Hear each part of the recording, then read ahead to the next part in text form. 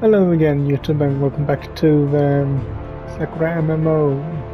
My name is MS Punker1, and we are trying to save Fion's sister here. And she was taken away to some prison in what appears to be in the forest, and me and my comrades also we interrupted them. And apparently to such a degree that one of the guards actually think that it's not worth it. It was just a loaf of bread. All this is not worth it. And now the captain or whatever leader comes forward here and asking things.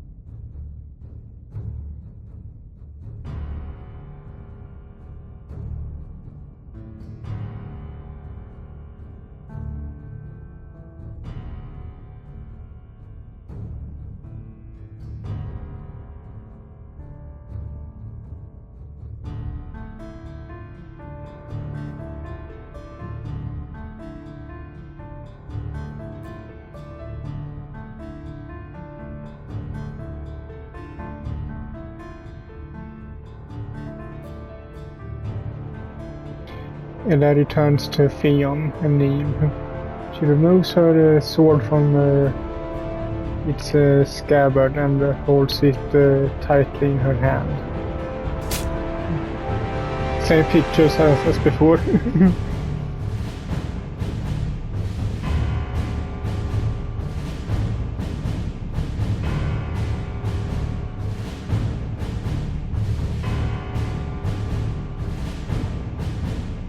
Fion readies her daggers.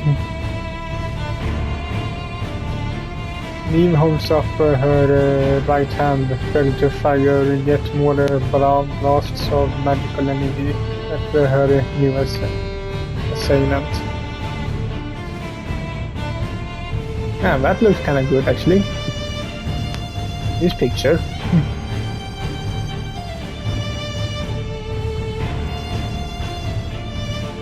The three women survey one another, positioned in a triangular formation, with Larry at the topmost tip and Neem and Fion at the bottom. I only know before it happens what the outcome will be. Neem and Fion, determined for where we are, won't be able to hurt her.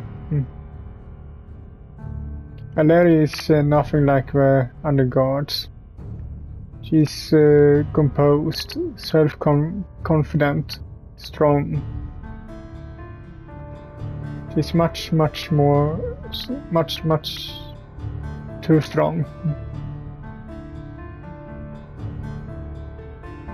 And I love a powerful woman more than anything. I thought you liked cute girls. It's so much fun to torture. Allows the stripping away their sense of self-worth bit by bit until they withering messes at my feet, capable only begging for forgiveness. Larry has a pretty face. She has a pretty mouth too. I wonder what her voice sounds like when it's begging. If she is who I think she is, then you already have heard her beg. Somewhat.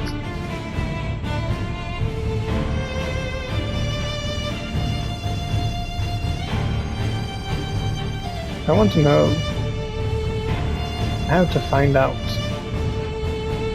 I'm getting excited just thinking about it. Theon, Neve, step back.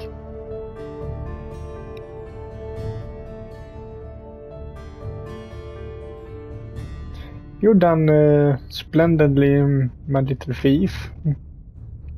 But this target belongs to me. I walk forward, still dressed in my peasant attire. The leaves and the twigs scattered across the forest floor crunch with my every footstep. I will be the one to bring her down, and I alone.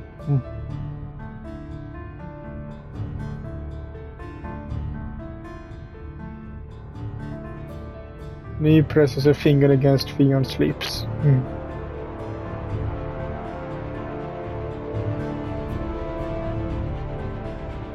That's right. You two scram. I wave one dismissive hand at them. This might get violent rather quickly, and I can't be. It can be so scary when I'm angry.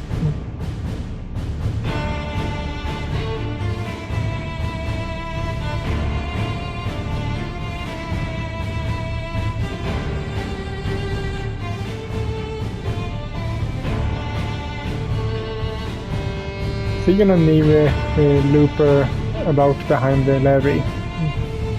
They crouch beside the fallen figure of Holly, who must have been knocked over during all the commotion, and try to help her. I don't really care what they're doing. I'm too busy looking at my new foe. My nemesis. The levy. For nemesis, she's awfully pretty. Her eyes are very big, frigid, with long lashes, and her hair is blazing red. Seems a shame such a beautiful woman should look at me with such distrust. Her fingers clutched around the hilt of her sword.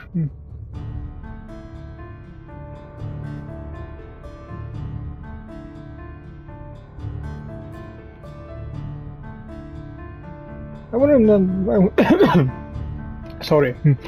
wouldn't call myself a friend exactly. We're more so a friend of a friend, you could say.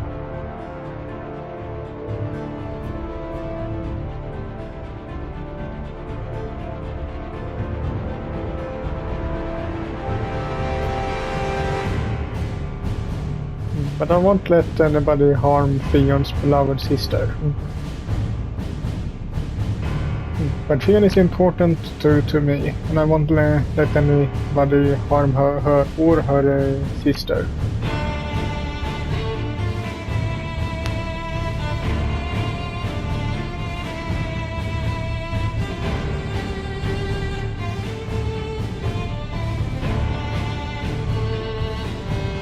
Well, let me just see about that.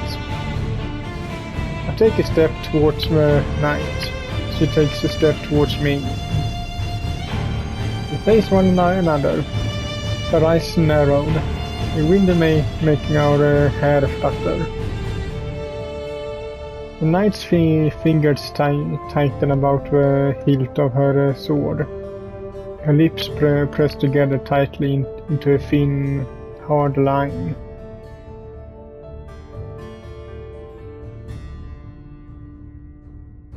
And Larry pauses. Her eyes flash with a spark of recognition.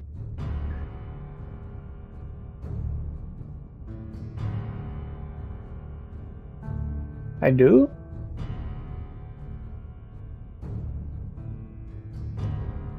Well, yeah, we met this morning, I guess, back at the town square. No, it's curious, but I was wondering the same thing. I feel like I know your face and name, but I can't quite place it. Maybe we were enemies in the past life?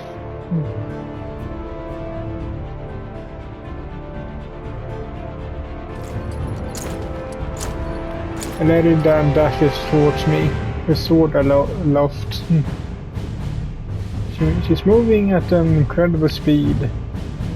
Clouds of dirt fly up from the ground, and she kicked with her heel, and a red hair streams behind her like a banner. She moves gracefully, her body twisting and turning like a snake's. She has complete and utter control over her blade, almost like it's a natural extension of her body, a part of her. The blade sings as it slices through the air. The metal almost seems to quiver. Her movements are deadly, yes, but at the same time they are strangely captivating. Though determined and serious, she isn't like any warrior I met before. She moves with an nimble, elegance of a dancer. If she was up against anybody other than myself, she slices her opponent into ribbons in less than a second. Unfortunately, you're too slow. I click my fingers.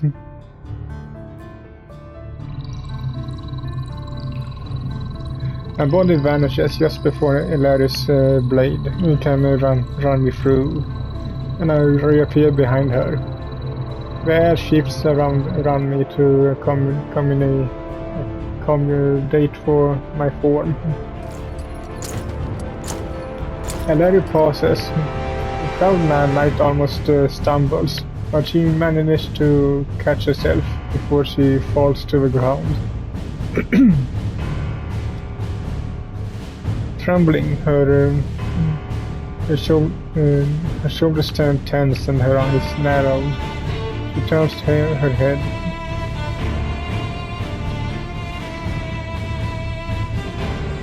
That's right.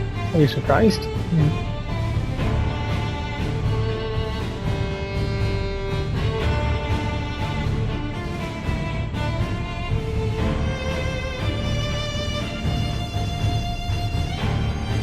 I guess that makes me pretty special, huh? I run a hand through my hair casually, trying to keep my face impassive.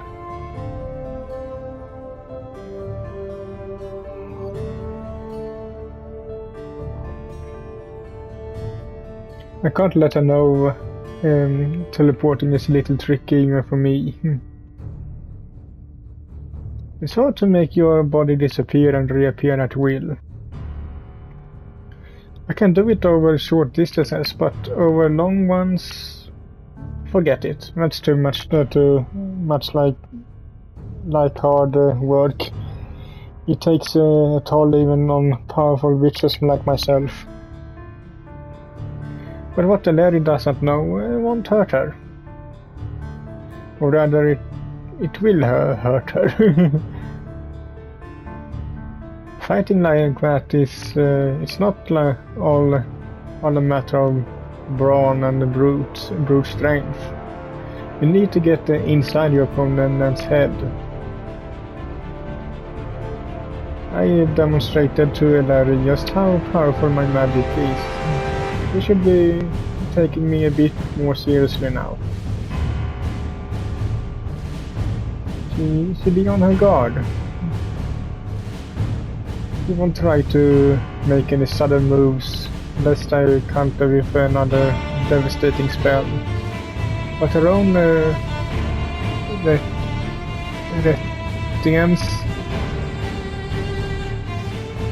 retirements or something will be her downfall. Why don't we finish this? I'm beginning to tire of firefighting already, and I don't want my hair to get messy. I thought for the organization, and I just started. I don't want to fight, and I just started. And I'm tired of fighting already, and I just started doing it.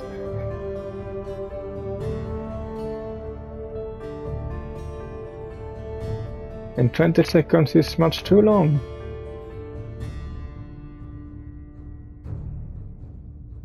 She's trying to sound tough, but I can tell she's shaken. She's unsure of what I do next, and she doesn't know the full extent of my abilities. Poor little night girl. Knights tend to wear their capabilities in their hands. There's only so much you can do with a sword, no matter how skilled you are. With magic, however, I was thinking about doing this. The possibilities are limitless. And now we switch back to our true form, seems like. And that is the cover art for the game too.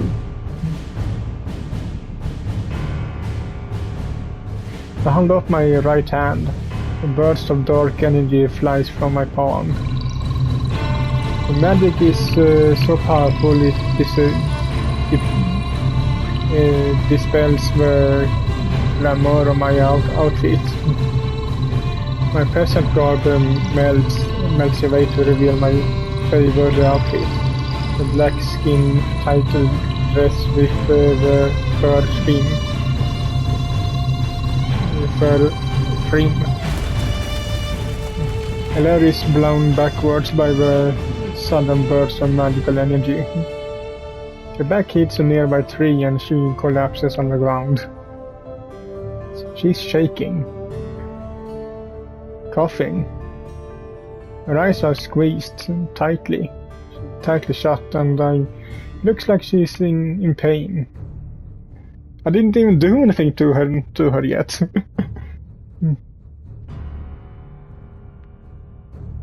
Well. I take a step towards her.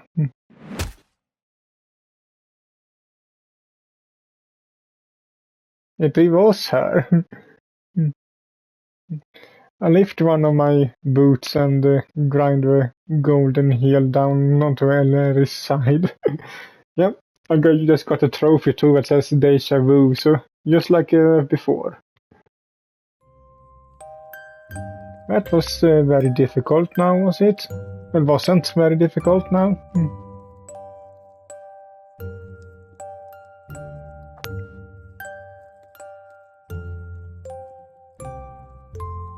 Larry's body is covered in cuts. Her long, silky hair has lost most of its luster, and is now filled with leaves and broken twigs. A poor dear. Maybe it would have been kinder if I hit her with a blow strong enough to knock her unconscious. But then I wouldn't be able to see the adorable look of disappointment on her face while I toy with her. I grind my heel down a little harder.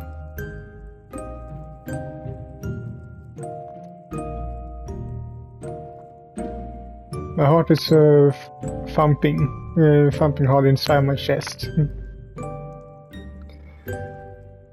And Harry looks so good like this. Writhing beneath me in agony. I have to try hard to suppress my mounting excitement. Don't want it to slow on my face or show on my face. I need to remain cool and aloof. can't let Larry have any power over me. I won't let her. Larry whimpers in pain as I grind my heel down harder. She tries to bite back her moans, but she can't quite manage it. She's pinned beneath my heel like a butterfly on a board. Few cuts and gashes decorate her face like paint on an artist's canvas. I almost went to bend down and lick up her tangy, coppery blood. I'm sure it would taste delicious. Larry looks at me. I'm surprised she has enough strength to move her head after the thwarts of my attack.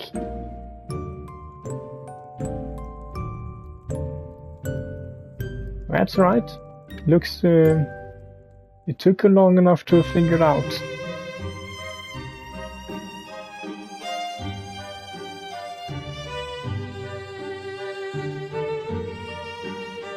Gaudy. How rude.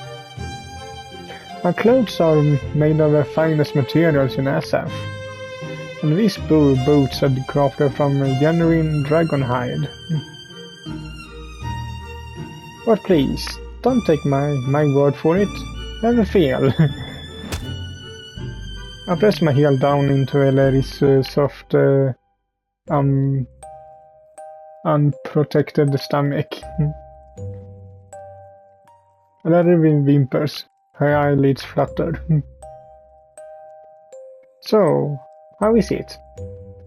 How do my genuine dragon hide boots feel as they grind your worthless body into the dirt?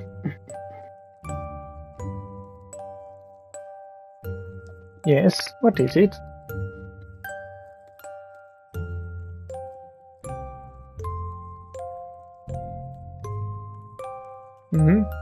I must admit you do look rather familiar, but I pause and take in the current scene. Yeah, it's the exact same one as the one when the game started. So it is Larry. Well, it was Larry.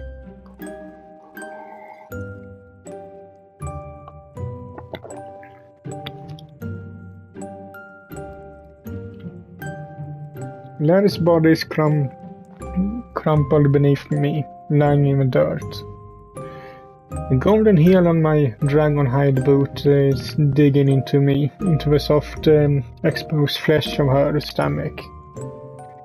This pose, her moans, that flustered face, that long silky hair, and that armor. It can't be. I remember now. I beat you once before in SF Online. You tried to attack me in Roseberry Forest and I hit you with a magical spell. You were completely at my mercy. You were a level 99 player and you thought you could defeat me, but you were wrong. Larry?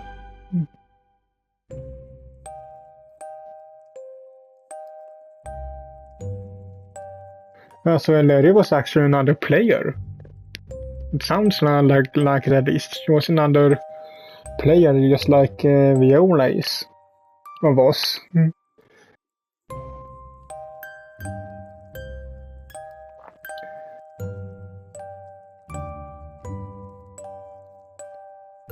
It isn't that. So many foolhardy players in SF Online have challenged me that I've forgotten their faces, let alone their names. At least you were a little different. You were felled in one blow, much like all the others, But it was fun to see you try and make excuses for your failure. You really were pathetic. But that made me defeating you even more fun. I'm glad I was able to fight you again. It was over too soon, but it really was fun. I frown. Why are you an SF anyway?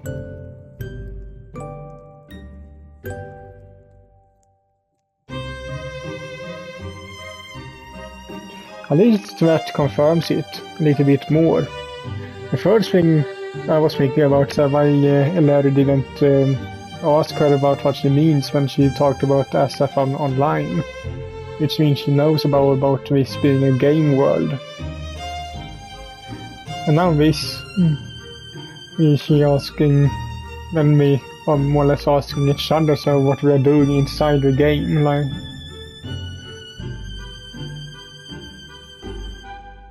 I see, so you're a player from the real world just like me.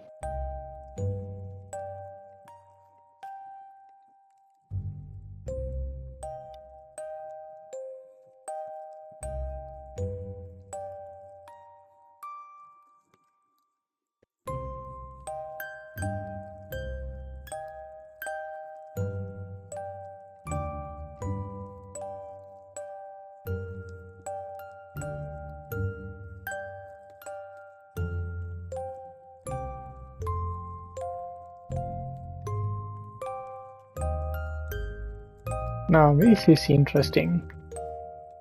This woman is from the real world just like me. She was also brought into SF online through strange means. Call it magic or science or plot convenience. And she doesn't know how to get back home. I don't care much about going home myself, but now I really am curious. Is there a reason why the two of us were brought here?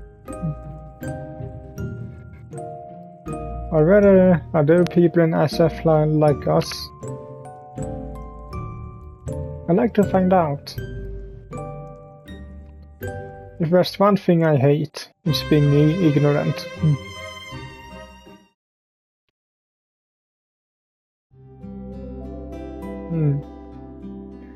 I actually think that one can be it for this video.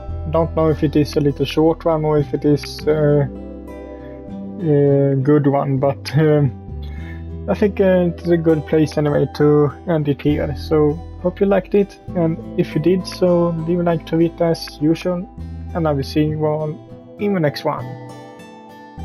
Bye. And also we end it on this kinda nice picture.